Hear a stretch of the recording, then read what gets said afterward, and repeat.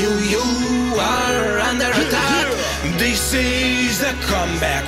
This is the comeback. Ce-ar fi dacă acum te mișca în ritm și tu? Ce-ar fi dacă acum te mișca în ritm și tu? Poate sună cunoscut, uite că nu am dispărut. Suntem la fel ca la început, ba mai mult decât atât. Cât am fost plecat, puține s-au schimbat. Succesul fulminant e practic clonat. Uite-te la mine, man, sunt același Michel. Înaintea ta m-am suit în tren. Haterii în grup spun că am căzut, că de la albumul de debut nu m-am mai văzut. Vor să știe dacă talentul meu mai este cer. Spun că rapul s-a schimbat, vor să știe ce cred. You are under attack. Citrix de plictis te vindecă brusc coaie. Lumea ca la urs în jur se adună coaie. La MC corigenți, studenți repetenți. Tu cu cine te ceri? Boi luază. Muzica asta e jegoază. Ai părinți înstăriți și educație aleasă. Dar cea mai tare fază, rămâi doar la droguri și rapul îl lasă. You are under attack. You are under attack. This is the comeback. This is the comeback. You are under attack. You are under attack. This is the comeback.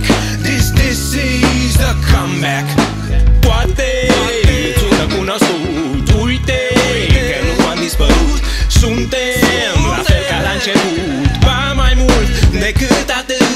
Vești despre mine de când ați auzit. Văd că unii elevi pe profi au depășit. S-au umplut de cum nimeni n-a ghicit. În sfârșit rămân pe beat ca refrenele pop, nominalizate la categoria hip-hop. Cu noroc de porc stop, joc murdar ca un cocalar. Frec rimele ca un armăsar. Porstar, clar, ești în cult. Cine crezi că a început înaintea ta cu mult ascult?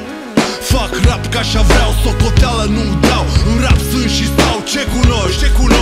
Eu pe tine, nu tu trebuie să mă recunoști. Sunteți proști? Pentru muzica rap am călcat peste lege. Vrei să fii rap rege, dar n-ai loc, înțelege. You are under attack. You are under attack. This is the comeback. This is the comeback. You are under attack. You are under attack. This is the comeback. This is the comeback. Poate sună cunoscut, uite că nu am dispărut. Suntem la fel ca la început, ba mai mult decât atât. Ce-ar fi dacă acum te mișca în ritm și tu? Ce-ar fi dacă acum te mișca